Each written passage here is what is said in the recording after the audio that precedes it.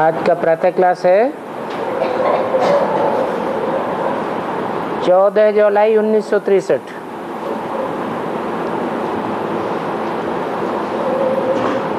ज्ञान सागर और ज्ञान गंगाएं और फिर ज्ञान जमुनाएं।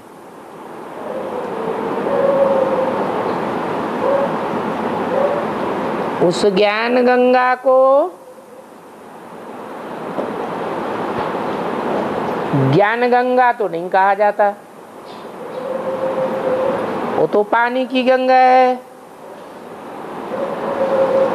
ज्ञान गंगा तो तुम हो, वो पानी की गंगा यमुना है।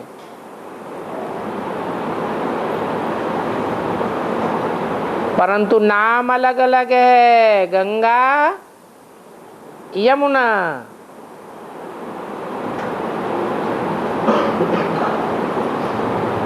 तुम हो ज्ञान सागर से निकली हुई ज्ञान गंगा यमुनाएं। तो हर एक अपने को ज्ञान गंगा समझो। इसलिए कहते हैं घर घर को स्वर्ग बनाओ।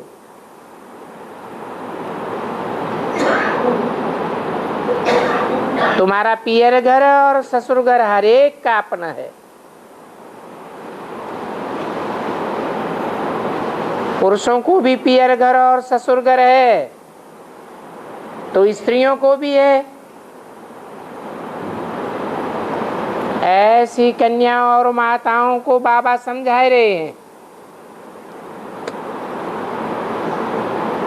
आगे भी नाम लेकर समझाते थे, कहते थे हे सत्यभामा, हे जामवंती, हे बच्चियों, क्या तुम अभी तक सोई पड़ी हो?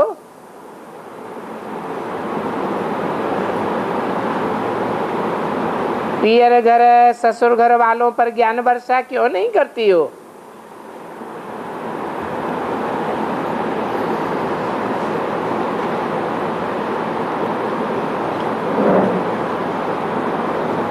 कौन हुई सत्यभामा जो सोई पड़ी है, और कौन हुई जामवंती जो सोई पड़ी है?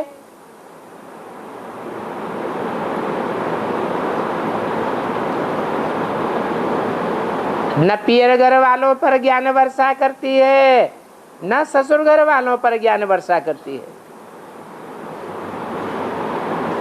अभी तक सोई हुई है।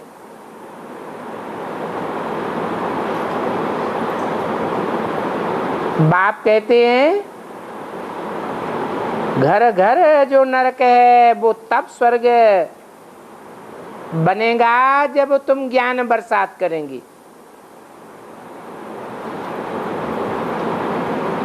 नहीं तो घर घर स्वर्ग कैसे बनेगा? भारत में घर घर में स्वर्ग था। जिस स्वर्ग को सोझरा कहा जाता है, और नरक को घोर अंधियारा कहा जाता है।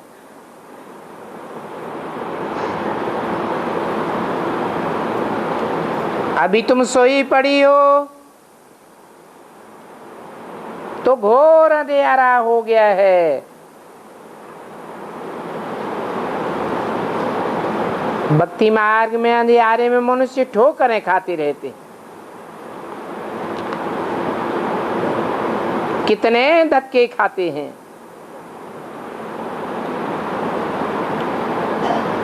तीर्थ यात्राओं पर जाकर कितने हैरान होते हैं।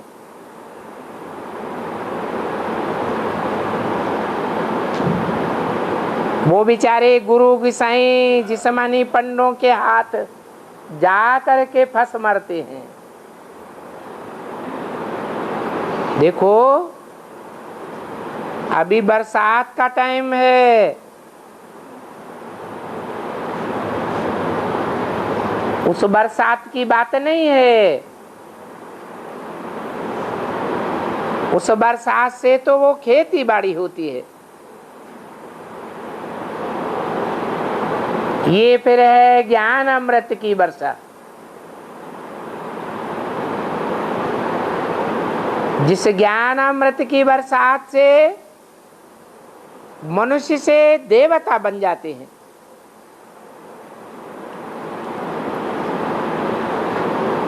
अथवा यूं कहें कि भारत दैवी सृष्टि बन जाता है। अभी तो आसुरी सृष्टि है। यहाँ चारों ओर असुरों का निवास है।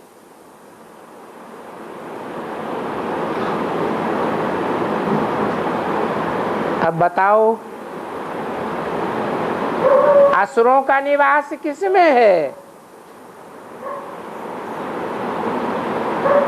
उन असुरों का भी रूप चाहिए।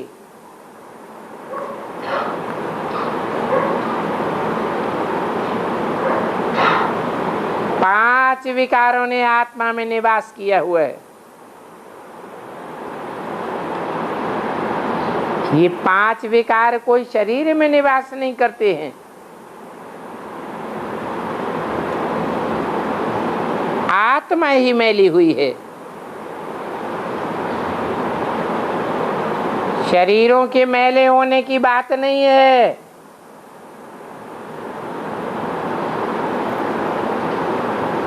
मनुष्य मर जाता है तो शरीर तो यही रह जाता है।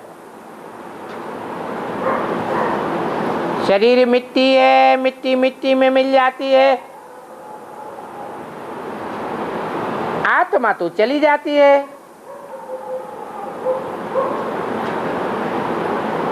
तो मन बुद्धि ही आत्मा है।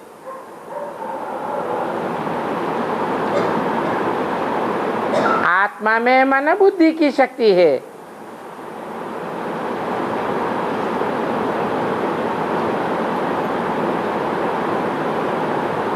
ये मन बिख खाने से चलायमान होता जाता है।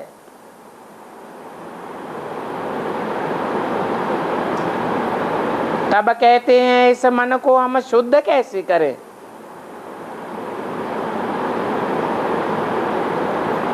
जो विकारों की तरफ मन ना भागे।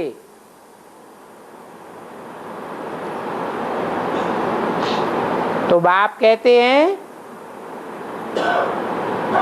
इन शरीरों को धोने से तो कोई फायदा नहीं।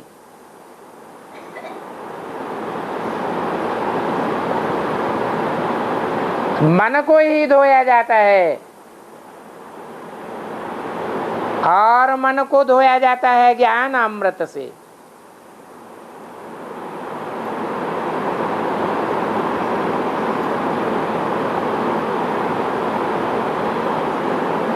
तो उस मन को अब धोना है। धोना है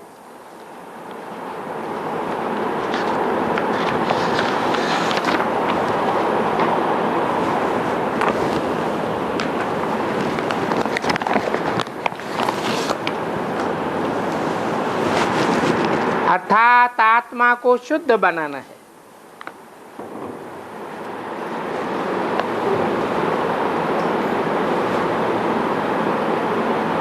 आत्मा शुद्ध कैसे बनेगी?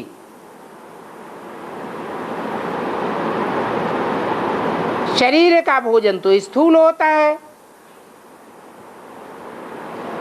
मन सूक्ष्म है तो मन का भोजन क्या है? मन का भोजन है संकल्प। मन संकल्प विकल्प करता है ना।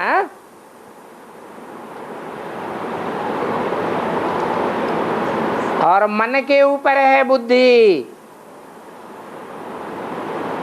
जो बुद्धि जजमेंट करती है क्या राइट संकल्प है, क्या रंग संकल्प है।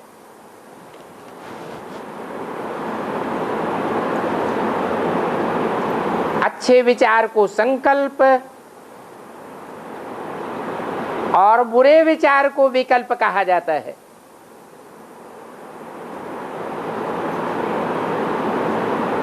तो इस बात पर बुद्धि विचार करती है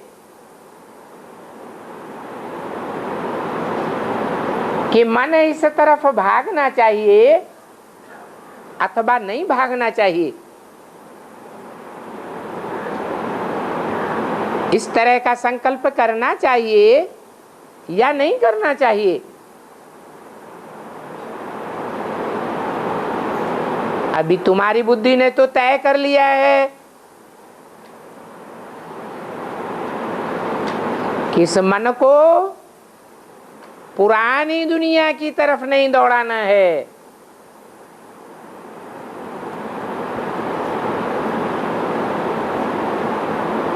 इस पुरानी दुनिया में देह के संकल्प, देह के संबंधियों के संकल्प और देह के पदार्थों के ही संकल्प आते रहते हैं।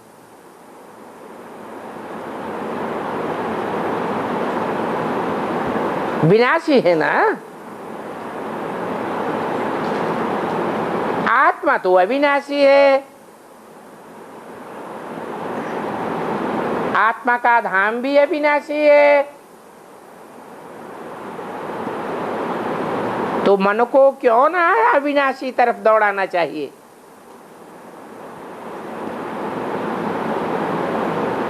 जानते हो शिव बाबा परम धाम का रहने वाला है, हम आत्माएं भी परम धाम की रहने वाली। तो क्यों न उस ओर मन बजाना चाहिए। अपन से ऐसी ऐसी बातें करनी है। बच्चे लिखते हैं, बाबा ये मन बड़ा तूफानी है, बहुत तूफान लाता है, परंतु अभी बाप ने तो तुम्हारी बुद्धि का ताला खोला है ना। तो बाप कहते हैं अभी जजमेंट करो, क्योंकि तुम जानते हो अगर हम अभी उल्टा काम करेंगे तो नरकवासी बनेंगे।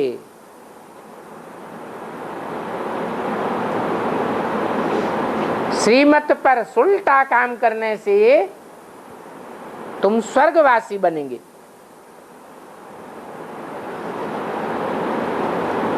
ये मन तो एक तूफानी घोड़ा है।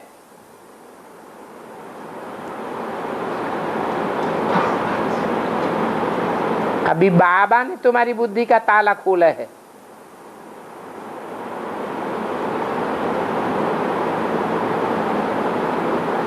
तो राइट और रॉन्ग को समझना है। आगे तो तुम्हारी बुद्धि का ताला बंद ही था, तो रॉन्ग काम ही करते थे। 90% विकर्म करते थे और 10% अच्छे कर्म करते थे।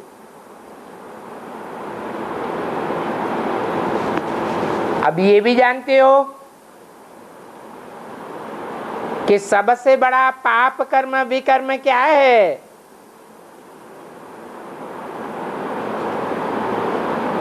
सभी से बड़ा विकर्म है काम कटारी चलाना। कहते हैं ये काम महाशत्रु है।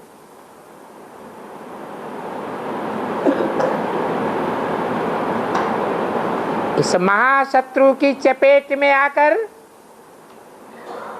मनुष्य विकर्म ही करते रहते हैं।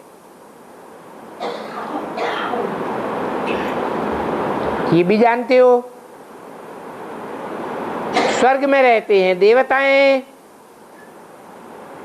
और नरक में रहते हैं मनुष्य।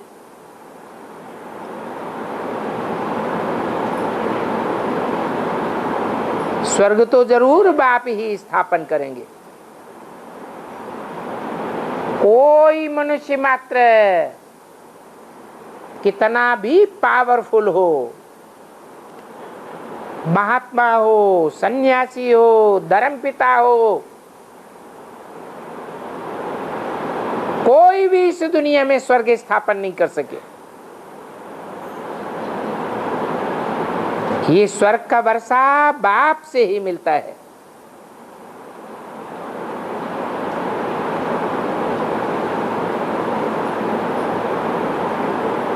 कोई भी सदैव स्व स्थिति में रहने वाला नहीं है सिवाय एक बाप के।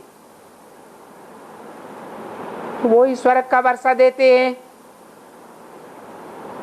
अभी बाप समझाते हैं, क्या बच्चे अभी तक तुम भी सोए हुए पड़े हो?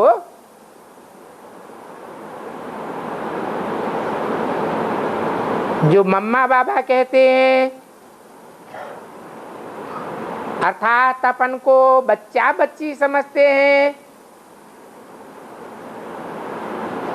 अथवा जो अपन को साजन की सजनी समझते हैं, उनको याद करते हैं, तो साजन कहते हैं ऐसे मात्र समझने से तुम थोड़े ही महाराजा महारानी बन जावेंगे।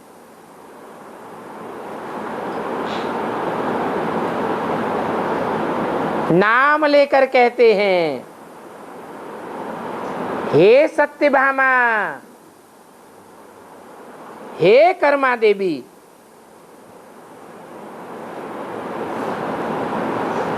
अभी तुम क्या करती हो? अभी तक तुमने औरों को स्वर्गवासी नहीं बनाया है।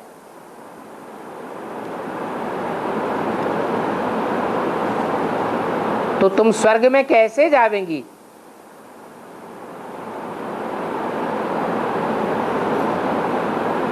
क्या बस ऐसे ही बैठे रहना है?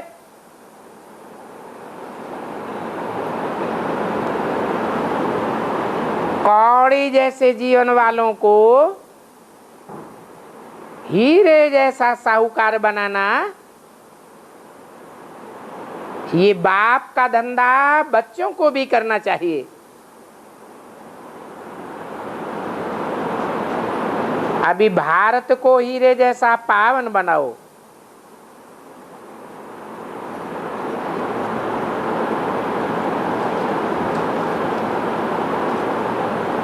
अभी जन्माष्टमी का दिन आता है।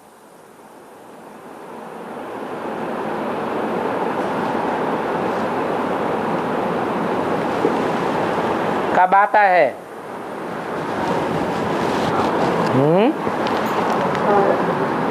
कब आता है?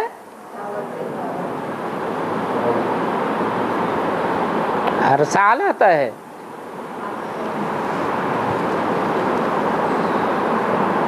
हर साल कृष्णाष्टमी हो जाती है, कृष्ण का जन्म हो जाता है।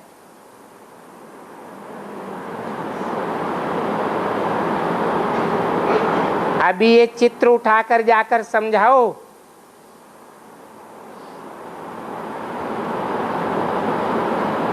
कि जैसे ये कृष्ण पवित्र बना था, सूला कला संपूर्ण बना था, कलाहीन से 16 कला संपूर्ण बना।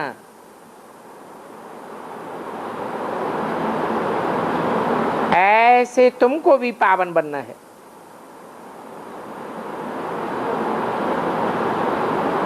पूछो,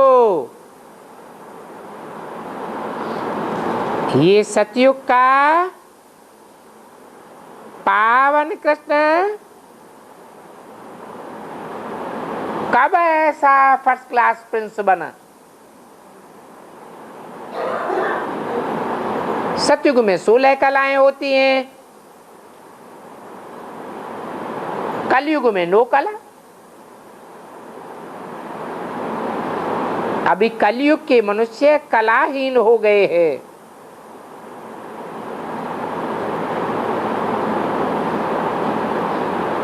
तो मनुष्य को अर्थात नर को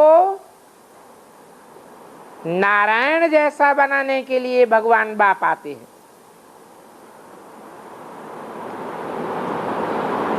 जरूर कलाहीन कलयुग के अंत में आए होंगे।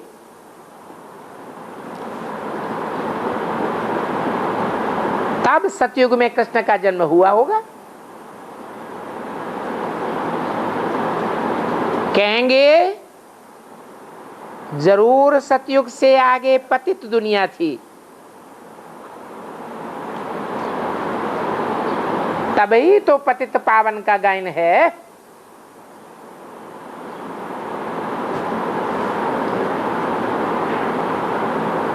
उनके 84 जन्म क्लियर लिखे हुए हैं।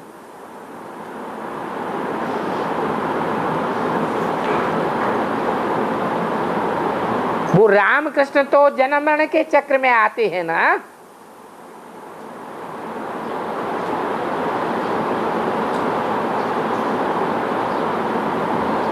जन्म मरण के चक्र से न्यारा तो एक ही है, वो है परमपिता परमात्मा। वो ही आकर पतितों को पावन बनाते हैं। जिसको सभी याद करते हैं।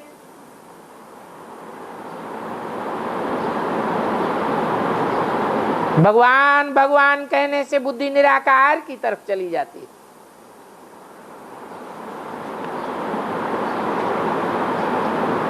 राम और कृष्ण कहने से हो बुद्धि कहां जावेगी?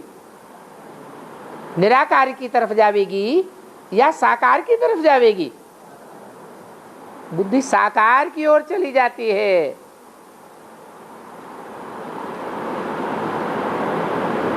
चित्र सामने आ जाता है।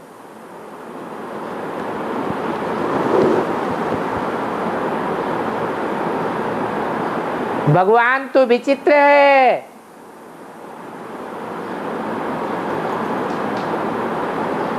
वो तो सदैव ज्योति बिंदु है। उसकी आत्मा का ही नाम शिव है। वो नाम कभी बदलता नहीं। वो भगवान निराकार ही है।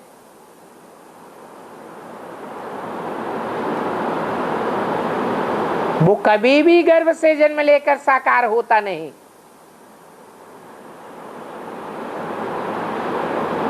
राम कृष्ण का जन्म तो साकार से हुआ, गर्भ से हुआ। परमपिता परमात्मा साकार होता ही नहीं। मनुष्यों को ये भी बुद्धि नहीं है।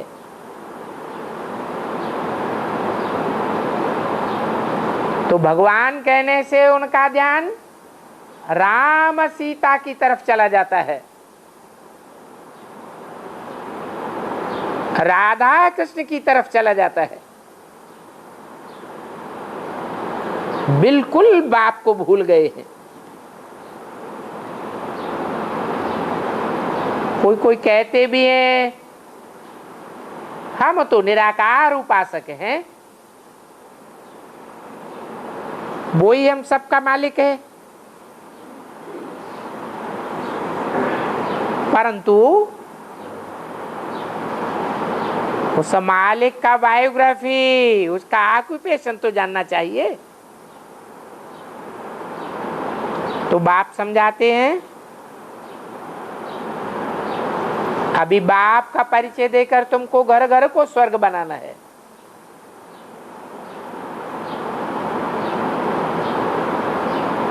कोई भी मनुष्य गुरु तो स्वर्ग नहीं बना सके,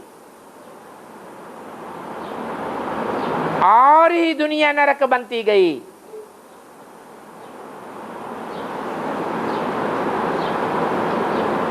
कहीं भी तीर्थों आदि की तरफ चले जाओ, बहुत सर्विस है।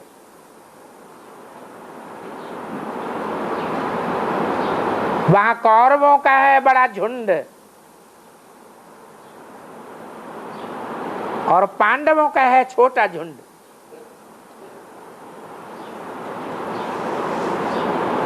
फिर गाते भी है राम गयो रावण गयो जिनको बहु परिवार, तुम्हारा तो बहुत छोटा परिवार है। और उस परिवार में भी नंबरवार हैं।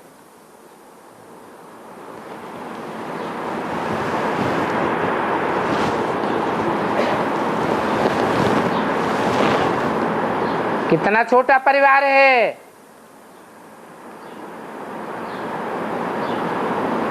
नंबरवार में कोई फर्स्ट क्लास भी होगा, कोई तो पारिवारिक पहली पहली इकाई होगी।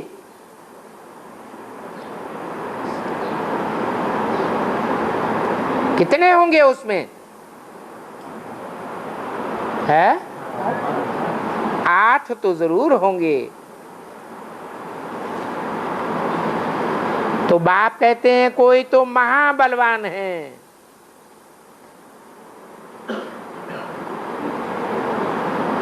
जो महाबलवान होते हैं उनकी माला पहले बनती है।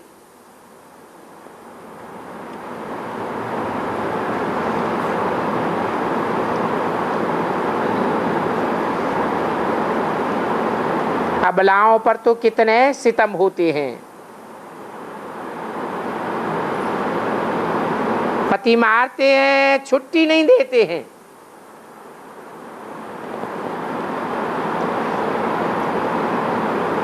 तो इस बात में फिर माताओं को नष्टो मोहा बनना चाहिए।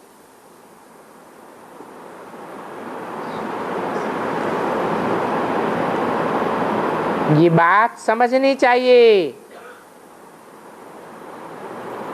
कि तुम सभी का साजन तो एक शिव बाबा है।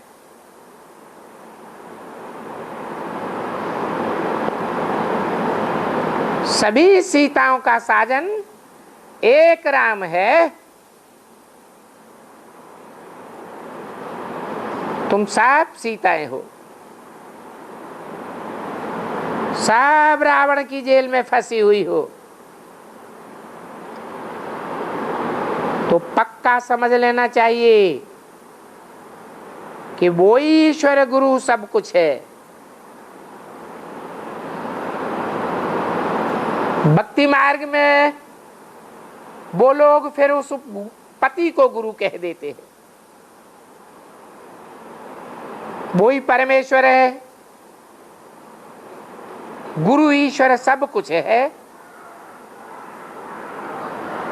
अरे विकारी मनुष्य को तुम गुरु कैसे बना दिया? ईश्वर कैसे समझ लिया? कैसे ईश्वर कह सकते हो? ये तो माता की कितनी दुर्दशा कर देते हैं। अब बताओ ये ऐसा उल्टा खेल किसने रचा? किसने ये उल्टा खेल बनाया? जरूर कहेंगे इन शंकराचार्य जैसे गुरु लोगों ने बनाया। उन्हों का है ही निवृत्ति मार्ग। भागते हैं तो स्त्री का मुंह भी नहीं देखना चाहते।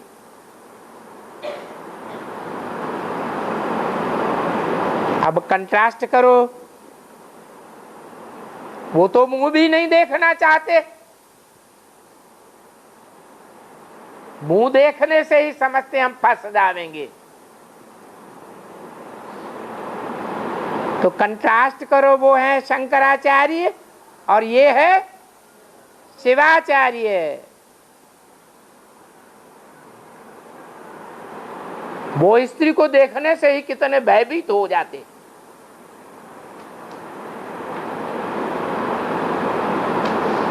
उन्हों का है ही निवृत्ति मार्ग। परंतु इन शिवाचारी को कोई भी नहीं जानते।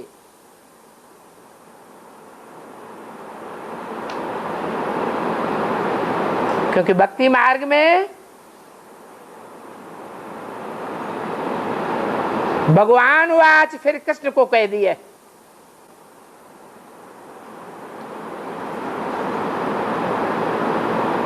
अब शंकराचार्य वाच नारी नरक का द्वार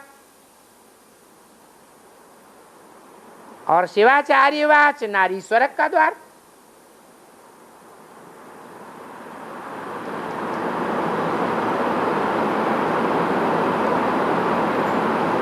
ऐसे शिव बाबा कहते हैं। तो देखो इस बात में ही रात दिन का फर्क हो जाता है।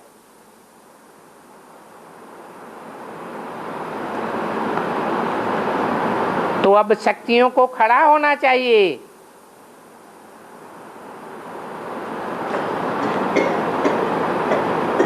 ऐसे ऐसे खड़े होंगे तो शंकराचार्य की सेना पर जीत पहनेंगे।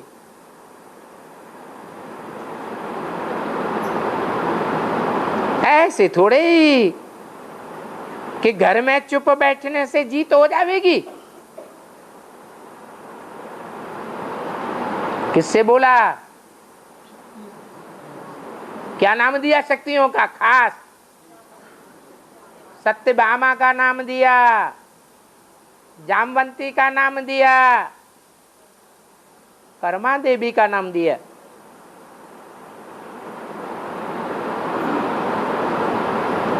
तो अभी शक्तियों को पंडों में घुस जाना है,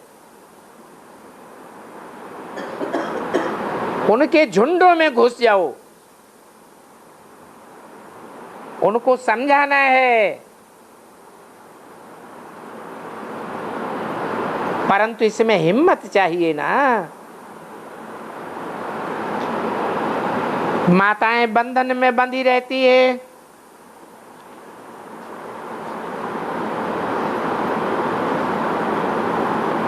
क्योंकि विकारों की सीढ़ी चढ़ी है, फिर उतर तो सकती नहीं। क्योंकि पति में बच्चों में मोह चला जाता है।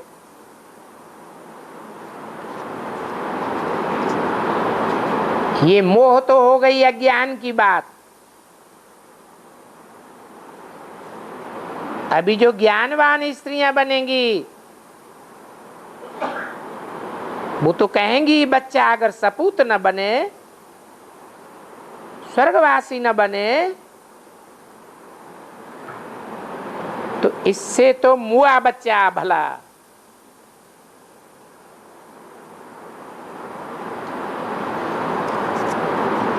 क्योंकि अब मरने वाले तो सभी हैं।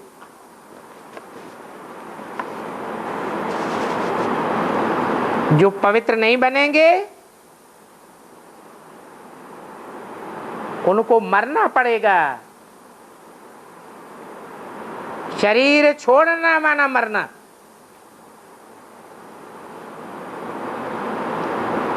तुम तो जीते जी मरने वाले हो। तुम जानते हो अगर नहीं सुधरेंगे तो मरेंगे। क्योंकि ये कब्रिस्तानी दुनिया है, कब्र में दाखिल हो जाएंगे।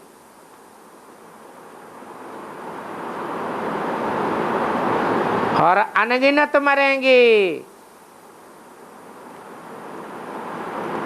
तो सिर्फ कहते रहते कि बंधन है, बंधन है, हम क्या करें? अरे इन बंधनों को तो तोड़ना पड़े ना।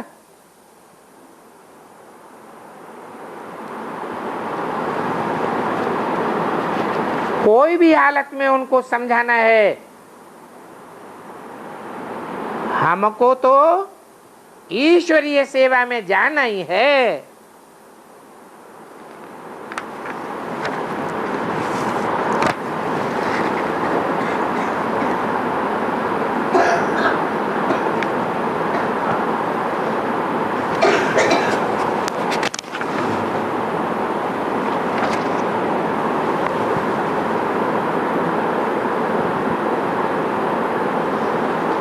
कौरवों को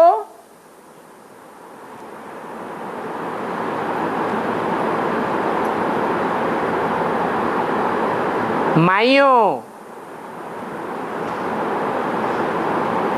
और पांडवों की माइयों की भेंट करनी है।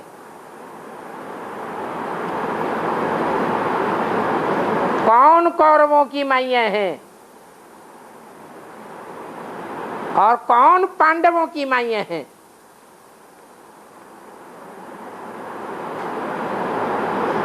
चौदह 7-63 की वाणी का तीसरा पेज। वो कौरव है हिंसक और तुम पांडव हो अहिंसक।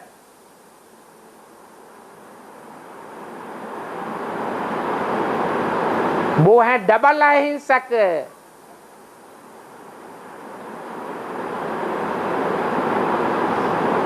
जिन्हें पांडव कहा जाता है।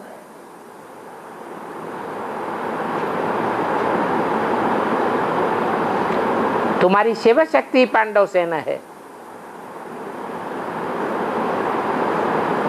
और वो कौरव हैं डबल हिंसक।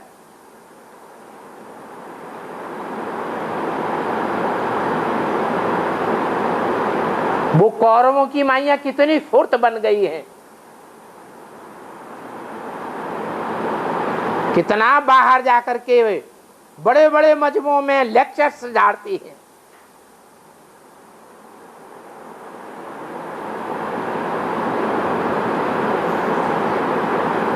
ऊंची ऊंची कुर्सियों पर बैठी हुई है। कहाँ है? बाहर की दुनिया में। बाहर की दुनिया में भी बैठी हुई है।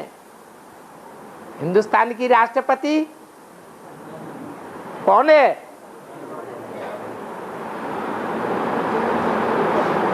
तुम तो वो ही जैसी गृहस्थी रीढ़ बकरियां बनी बैठी हो।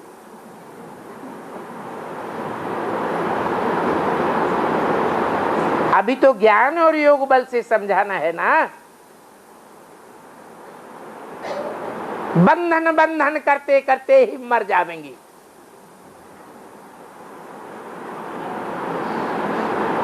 अरे तुमने सर्विस कहाँ की? प्रजा कहाँ बनाती हो?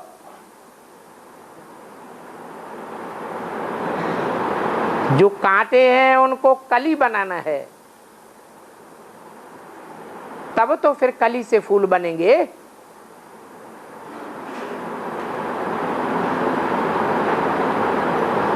सिर्फ कली बन करके रह नहीं जाना है, अपन को भी खुशबूदार फूल बनाना है। फूल उन्हें कहा जाता है जो आप समान बनाते हैं।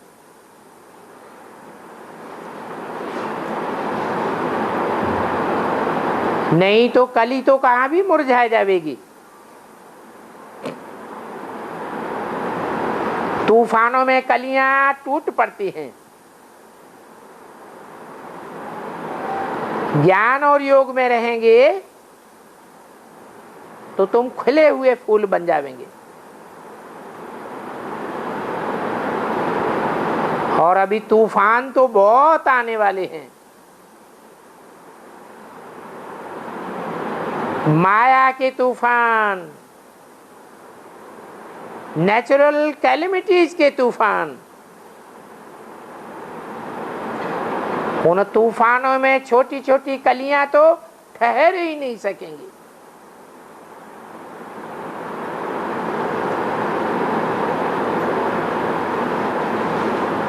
ये हनुमान का मिसाल भी यहाँ का है। दिखाते हैं हनुमान ने, महावीर ने पांव जमाया रावण की सभा में और रावण हिला ही नहीं सका। कोई स्थूल पांव की बात नहीं है। दृढ़ता की बात है, बुद्ध रूपी पांव टिकाने की बात है। तो ऐसा महावीर बनना चाहिए। अगर नहीं बनेंगे तो प्रजा में चले जाएंगे। कि तो जानते हो कि राजधानी में तो सब चाहिए, ये राजधानी तो बननी है ना।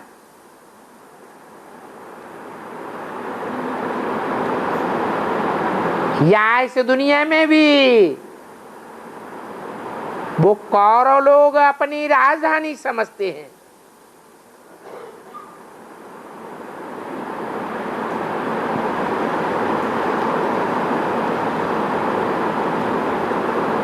तो राजधानी के महलमानियां दिखाने ले जाते हैं।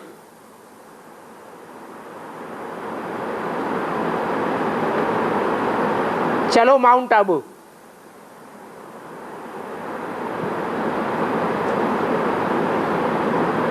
जैसे बाहर की दुनिया में कौरव हैं, वो अपनी राजधानी को स्वर्ग बनाए रहे हैं।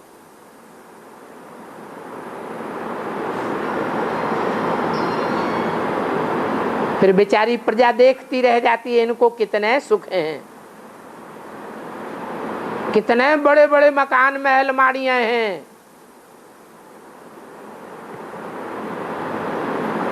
अभी तुम तो जानते हो वहां नई दुनिया में भी ऐसे ही होगा। तुम सोने के महलों में रहेंगे।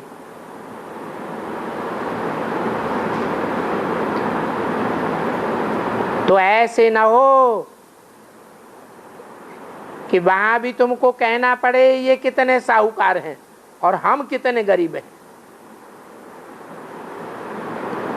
तुमको तो पुरुषार्थ करके साहूकार बनना है।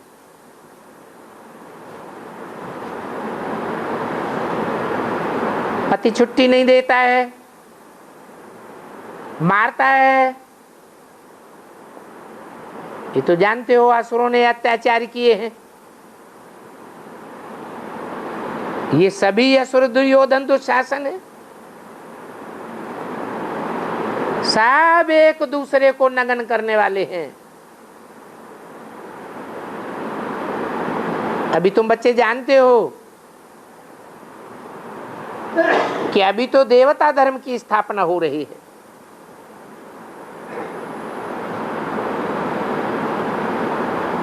देवता धर्म स्वर्ग में था, उसे सतयुग कहा जाता है।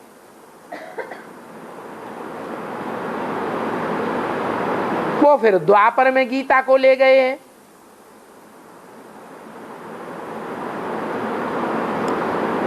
अब वहां देवता धर्म कहां से आया? द्वापर के बाद तो कलयुग पापी युग आता है ना। कलयुग में पापी होंगे कि देवता होंगे, कुछ भी समझते नहीं। बड़े बड़े विद्वान, आचार्य, फिलॉसफर्स आजकल तो बड़े बड़े टाइटल रखवाते रहते हैं। डॉक्टर ऑफ फिलॉसफी,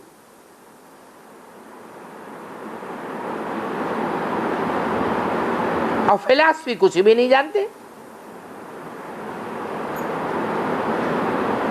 बाहर वाले समझते हैं प्राचीन भारत का ज्ञान भारत में है।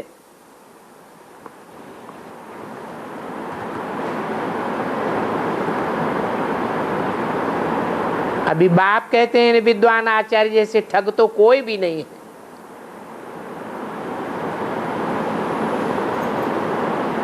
विदेशों में जाकर के पैसा लूट आते हैं, या क्रिश्चियन शादी को पकड़ लाते हैं, यहाँ सन्यासी बनाए देते हैं।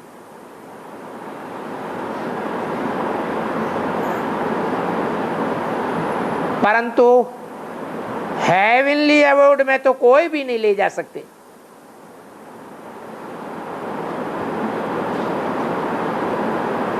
अभी तुम बच्चियां जागो तो तुम्हारा बहुत नाम निकल जाएगा।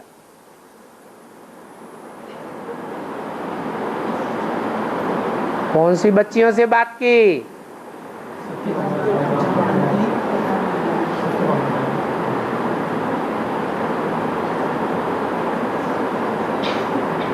क्रिश्चियंस में भी तुम्हारा बहुत नाम निकलेगा।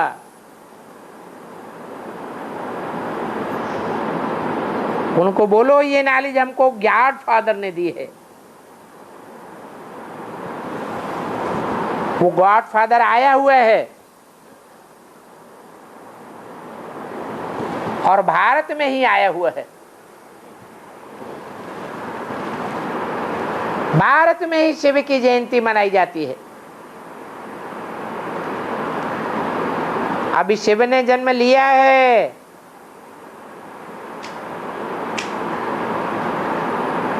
गोया अवतार लिया है। वो गर्भ से जन्म नहीं लेते हैं।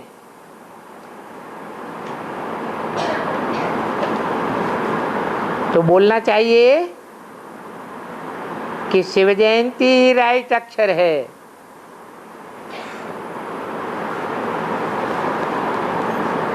ऐसे तो नहीं कहेंगे रुद्र जयंती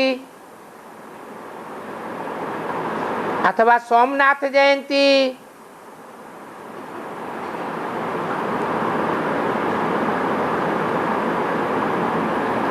शिव तो है ही निराकार। बाकी तो मनुष्यों ने अनेक नाम रख दिए। उनका असल नाम है शिव, जो उनकी बिंदी का ही नाम है।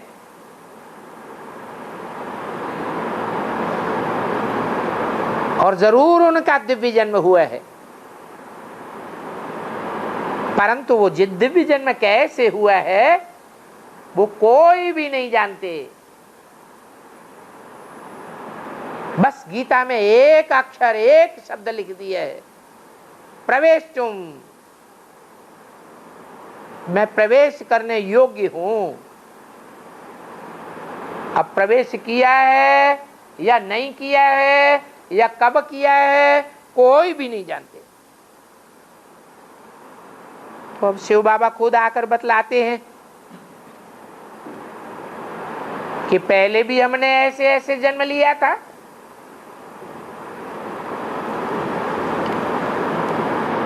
ब्रह्मा के तन में प्रवेश किया था,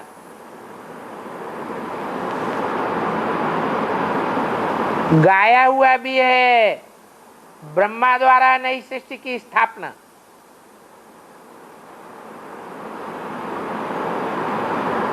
कोई पूछे किसकी स्थापना तो बताओ। गॉड फादर तो जरूर स्वर्ग ही रचेंगे। मनुष्य दुनिया को नरक बनाते हैं। इस दुनिया में जितने भी मनुष्यों ने जन्म लिया, हिस्ट्री क्या कहती है, दुनिया क्या बनती गई? और ही जास्ती विकारी नार की ये दुनिया बनती गई। तो जरूर भगवान ही स्वर्ग रचेगा।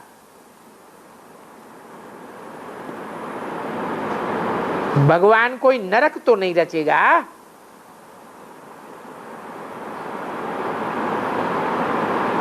अब ब्रह्मा को क्रिएटर व ज्ञान सागर नहीं कहा जाता है। क्यों नहीं कहा जाता है?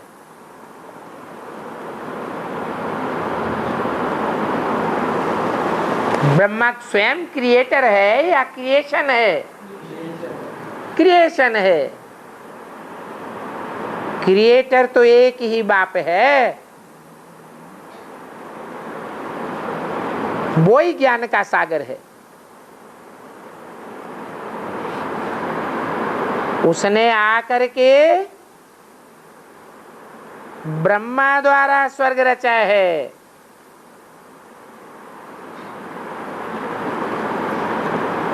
और पतितों को पावन बनाया है।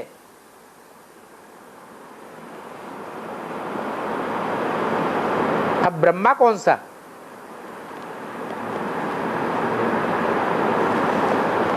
सिक्सटी 69 में जिस ब्रह्मा ने शरीर छोड़ दिया उसके द्वारा स्वर्ग रचा क्या?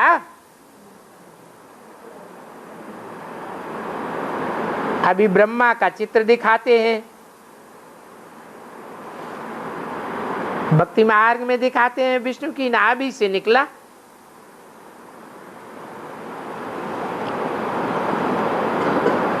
परंतु वास्तव में है शिव जयंती।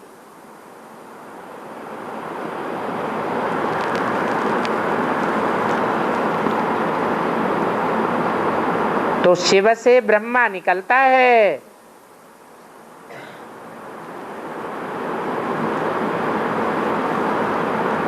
शिव ने ब्रह्मा को जन्म दिया।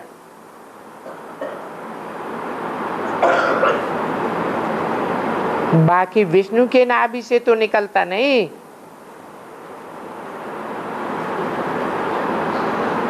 ये ब्रह्मा, विष्णु, शंकर तीनों शिव के बच्चे हैं।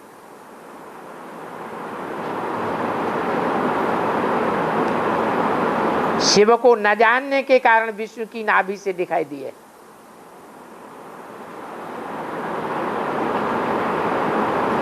वास्तव में शिव की नाभि से ब्रह्मा, विष्णु, शंकर निकले।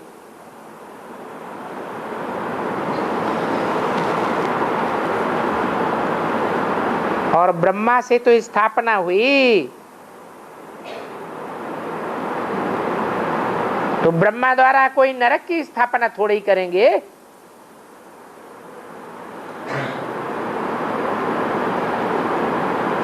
ये ब्रह्मा शिव का बच्चा है ना, तो बच्चे के द्वारा ही सभी नॉलेज है।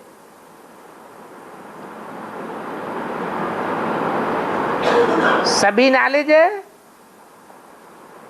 अर्थात वेदों शास्त्रों का भी सार बताते हैं।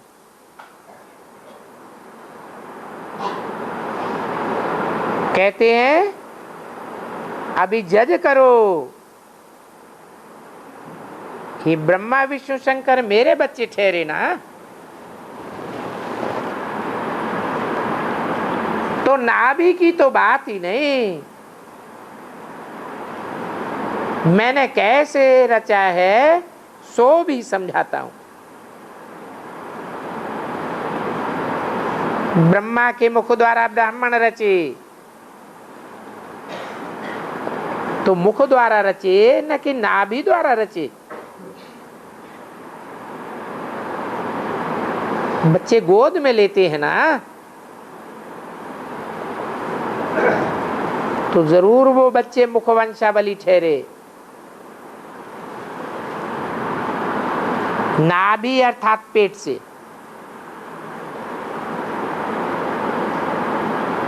अभी विष्णु को पेट कहां से आए? जिससे पेट से ब्रह्मा निकले।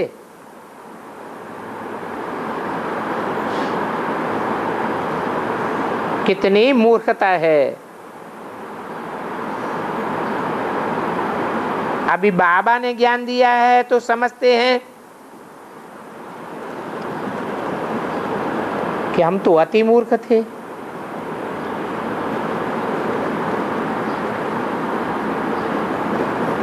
शास्त्रों में तो बेहद की बातें हैं।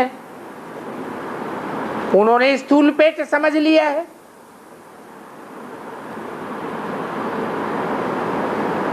बुद्ध रूपी पेट विष्णु को होगा या शिव बाबा को होगा? कौन है बुद्धिमानों की बुद्धि?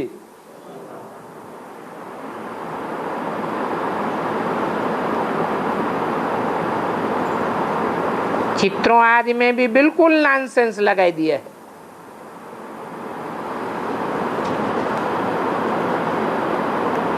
तो अभी ये किसको सुनावे? तो कहते हैं मनुष्याणाम सहस्रेषु, कोटों में कोई निकले और निकल रहे हैं। बाकी दुर्योधन दुशासन तो सब हैं, एक की बात नहीं है।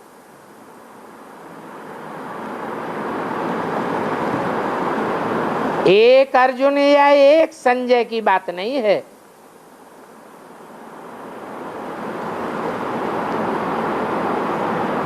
ये तो नंबरवार सब हैं।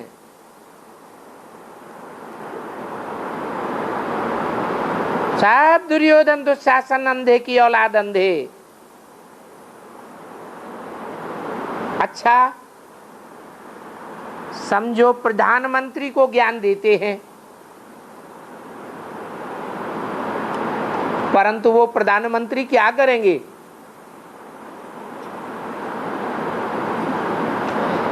उनकी बुद्धि में तो बैठा हुआ है कि महाभारत युद्ध में वायलेंस हुआ,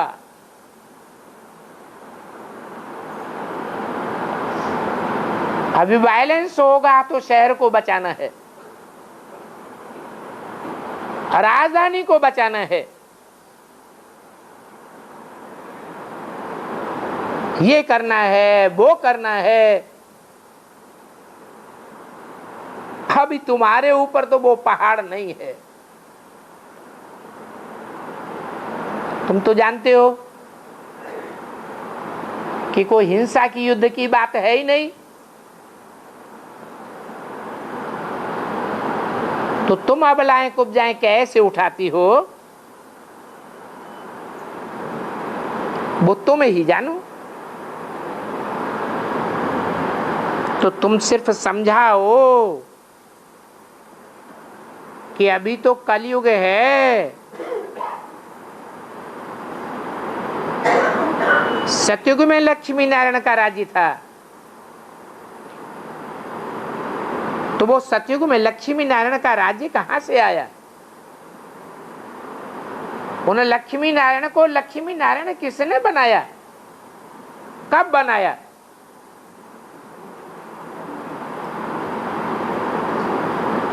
क्या सतयुग में, त्रेता में, द्वापर में बनाया? नहीं, जरूर कलयुग के अंत में बनाया। अभी तो कोई राजा है ही नहीं।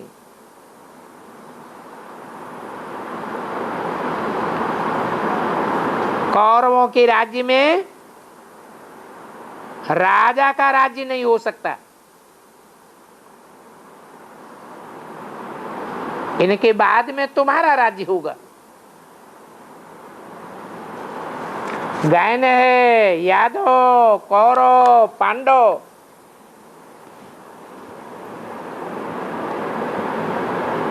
चौदह 763 की वाणी का चौथा पेज। तो पांडव पति कोई कृष्ण तो नहीं हो सकता।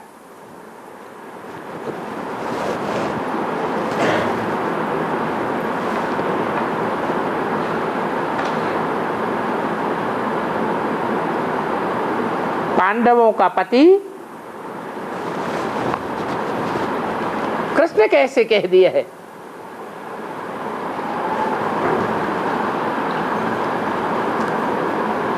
यादव कैसे हो सकता?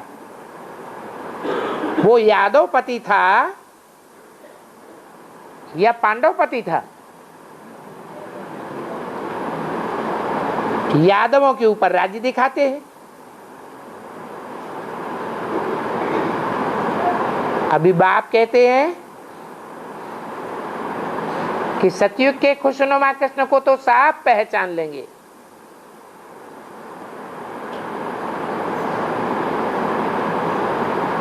साकार है ना, परंतु बाप तो है ही निराकार।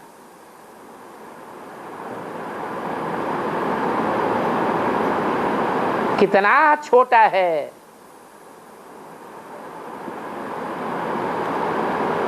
ऐसा छोटा रूप धर कर आते हैं ऐसा साधारण रूप धर के आते हैं कि कोई पहचान भी न सके। इसलिए गायन है कोटों में कोई,